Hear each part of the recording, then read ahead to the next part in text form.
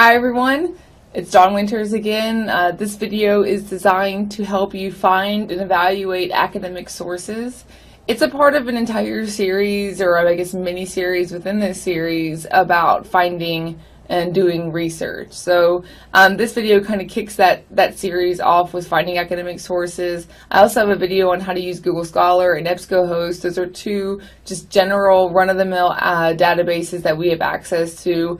In both videos I talk about the wide variety of databases that WKU has access to. I just decided those two are great for general beginnings of research.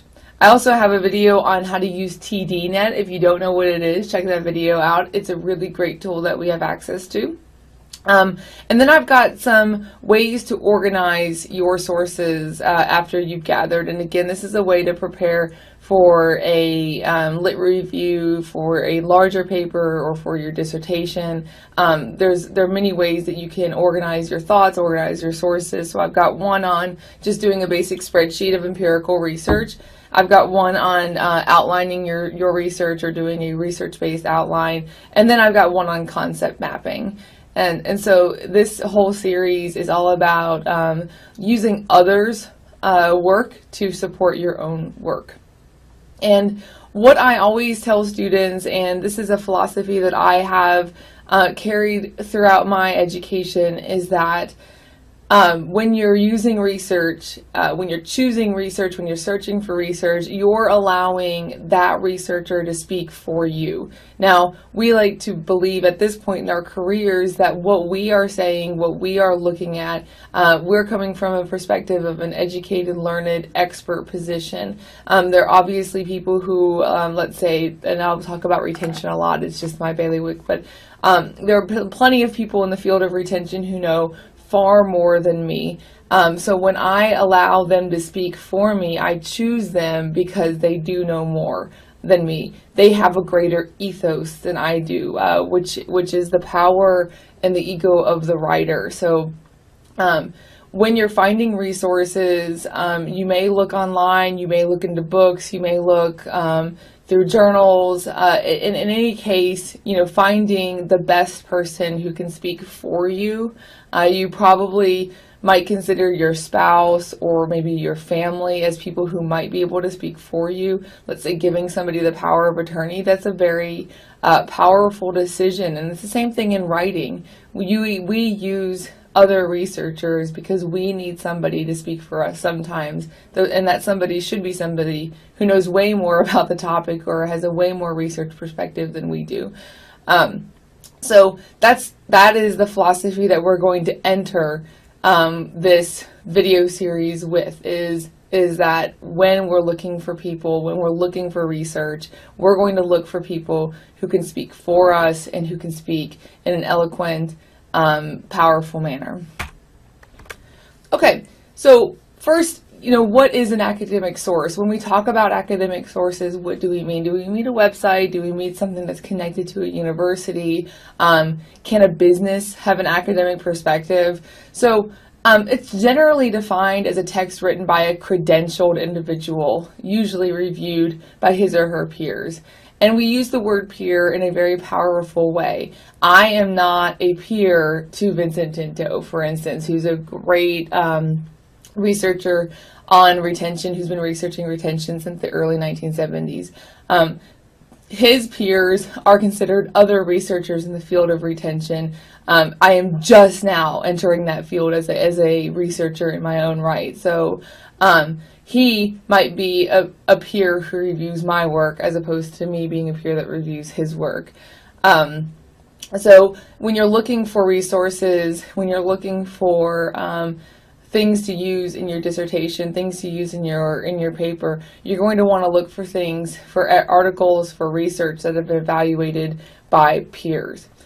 So this can be found in a book, and books are great. When I first started at the university, I think I may have mentioned this in another video, but when I first started at the university, I had professors who would say, don't ever look for things online, you always go to the books, you always go to the stacks to get your research. And that reigns true today to a certain extent, that what is found in a book is powerful and is checked and is verified. But you can certainly find some books on the shelves that are dated, that information has been refuted. So let's say, especially in research connected to online learning, if you find a book on online learning, chances are it's already dated. There's already been research published, conducted on online research that supersedes that book. But if you are researching a historical issue, if you're researching something that has a rich history, a book can be a great source of information, especially if you want some comprehensive information.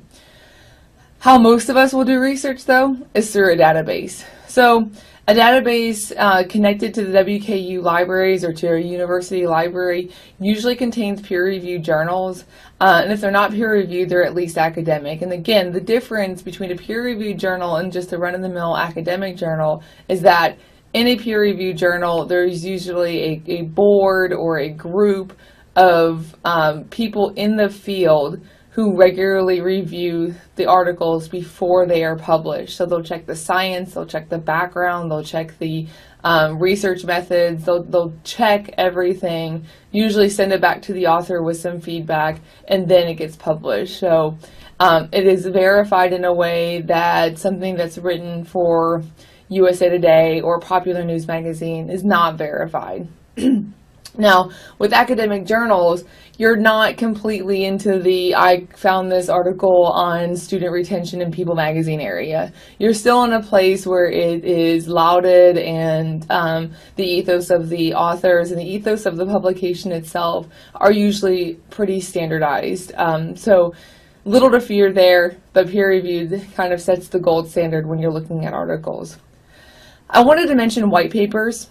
There are some of us, especially in my cohort, who are doing research on areas that really don't have a whole lot of research. Social media, the advent of parent offices on campuses, and the involvement of parents with the millennial generation. These kind of brand new fields that may not have a body of research to cover it and to do a great lit review on. White papers can be a really great source. So they're usually published, much like an editorial represents the opinion of the paper itself. Much like an editorial, okay, we're going to stop there.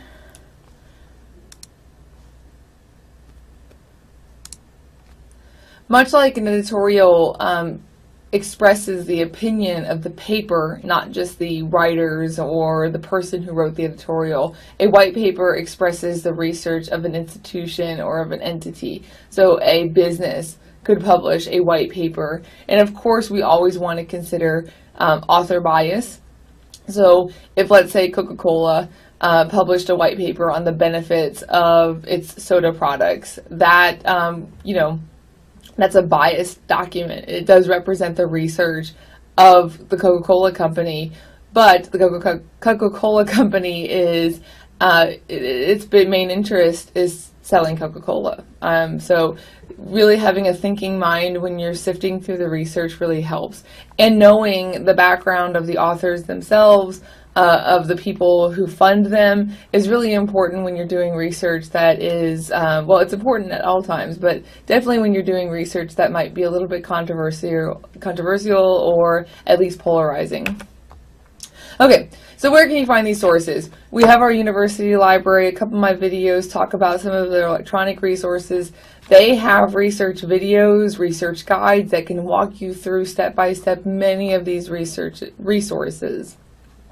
We also have Interlibrary Loan. So Interlibrary Loan is a great source if you want to find, or if you want to have access to a book that's not on our shelves at WKU. The Interlibrary Loan can request that book from another institution. It's shipped here for free. You pick it up at the Interlibrary Loan office, and then you've got it for a couple weeks and you return it. And it's an entirely free process. I've used it a couple of times. Sometimes you just have that one source out there that you really want to get your hands on. that you really want to page through, and if we don't have access to it, you feel like you're lost or you had to buy the book yourself. Again, I've said this in a couple other videos, you should not be buying any research or buying any sources. Usually 9 times out of 10, maybe even 9.5 times out of 10, the librarians here at WKU, the staff can find the research or the resource for you. Again, we have access to these databases through the library. You'll see my videos on Google Scholar and EBSCOhost just for some tips and tricks to get through those databases. We also, you also have access through those databases and perhaps through other ways and means published lit reviews and annotated bibliographies. These are kind of few and far between. Most people, if they're publishing, are publishing empirical research or something that's going to put their name out there as an active researcher. But if you do get a hold of a lit review or an annotated bibliography that is on your subject, it can be a great source for you to get started on. And I'll have another slide on this, but the reference pages of peer-reviewed articles can be gold mines when it comes to finding academic sources. It's my best, I guess, maybe my worst kept secret, but my best secret to finding research is to just pour my way through those bibliographies or those references pages of those articles to find what I'm looking for. What about the web? So this is a question that students and peers have asked me. Why can't I just go to regular Google, or why can't I just go to regular Yahoo and search student retention? Well, as you maybe saw in my Google Scholar video, just searching one topic on the World Wide Web, you might get the first couple sources or first couple web pages are connected to universities. You may even see some familiar names like Seidman and Tinto. These are great, big names in the field of retention, and you're thinking, great, I've got what I need. But what they're presenting may not be the actual research itself. It may be someone else's interpretation of it. It may be someone else who is kind of filtering the information that you need. If you do find a web source, and I'm not saying that don't find them or don't look for them, but if you do find a web source that you really want to incorporate into your research, find everything else you can about that source. So find out who the author is, find out how the research got funded, find out who owns the URL, you're going to have to do background research to make sure, again, if you're letting this website speak for you, you're going to really want to check out what that website or what that web source is standing for. Okay, so I've included just a brief reference page or a cutout of a reference page of a peer-reviewed article on international student persistence. So when I started my research, I thought I'm going to find a lot on retention and persistence of students, and I know I'm not going to find that much on international student persistence. Well, not that much turned out to be just a mere handful of articles that really examined international student persistence. So this was one of them, one of the articles, and I've got the citation up here. But through his article alone, this is just the first part. I can see, international student persistent integration or cultural integrity. Now, this wasn't the first article that I came across on international student persistence, but if it was, I would learn that Andrade, if you look at her 4 articles that Memeshishvili has referenced, I know that I've found another name, or I know that I've at least found someone else who's in that field. And oh, here she is again with Evans. Now, Aston, I knew before going into this that he was a researcher in the field of retention, so not same with Bean and Metzer. Those were not shock. But we also have Barrett and Huba, and again, a bit of a dated source, but at least has something to do with international students and international student adjustment. So just this one A through B of Memeshishvili's article, I find at least 4, if not more, resources that I could use. So if every one of them yields 4 more, there's at least 16 resources that I could have through one article and through one rabbit hole. So you can really build a great library or a great grouping of articles on your topic just by looking at the references pages alone. Okay, so I've kind of talked about this, I touched on this leading up to this, but how to evaluate a source once you get it in your hands.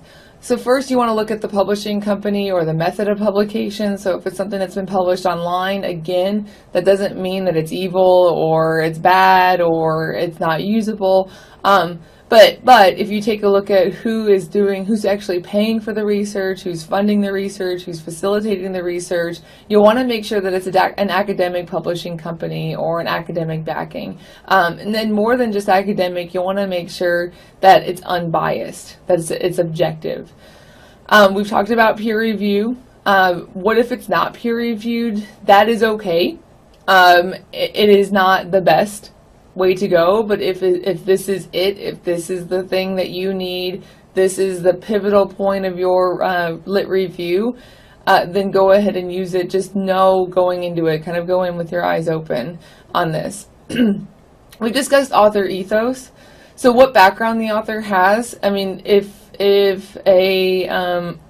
Vincent Tinto or Aston wrote a web page or developed a web page on their on their research, it would be a big deal, and it would be very usable. But Vincent Tinto is widely published, Aston is widely published, so if they were developing a website together or individually, we would know, we would have a background, and they would already have a precedence to be able to just write and design a page that has really solid information on it.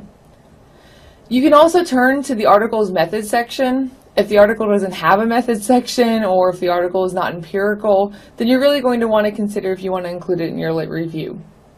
And running it by one of our research methodologists or using what you've learned in your research classes can really help when you're evaluating the methods section.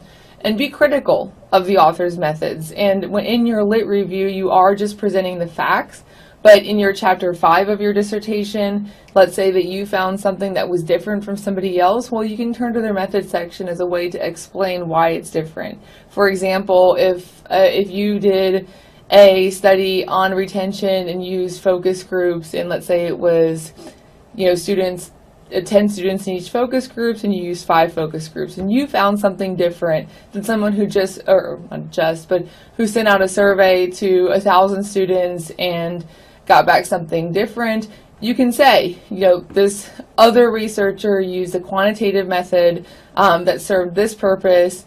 I used a focus group method that served this purpose, and you can really get a lot out of it. You can also, for the online sources, look at the URL content.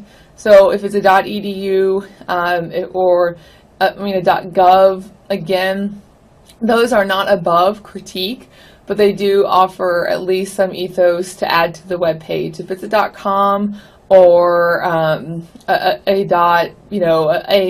website that is indicative of a for-profit entity, then you're probably going to want to be skeptical of it.